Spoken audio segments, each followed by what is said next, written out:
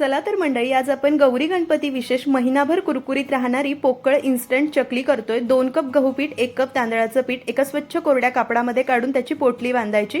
कुकरच्या तळाला पाणी घातलंय, त्यामध्ये डबा ठेवायचा, त्यामध्ये ही पिठाची पोटली ठेवायची। झाकणाची शिट्टी काढून घ्यायची। मध्यम आचेवर 15 मिनिटं पीठ वाफवायचं। 15 मिनिटांनंतर गॅस बंद करून 2 मिनिटं तसंच ठेवायचं। 2 मिनिटांनंतर हे पीठ ताटात काढायचं आणि मुसळीने फोडून मोकळं करायचं।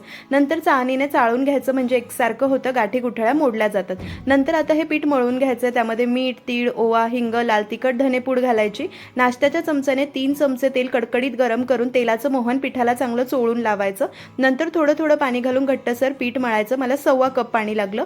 5 मिनिटं पीठ मुरल्यानंतर सोऱ्याला तेल लावून घेतलं, त्यामध्ये पीठ भरायचं आणि चकल्या पाडून घ्यायच्या। मध्यम गरम तेलामध्ये लो मीडियम फ्लेमवर चकल्या तळाला बसेपर्यंत मस्त कुरकुरीत होईपर्यंत तळायच्या। तळताना भरपूर टिप्स सांगितल्या आहे, फोटो खालच्या त्रिकोणावर क्लिक करून डिटेल व्हिडिओ नक्की पहा। महिनाभर चकल्या टिकतात।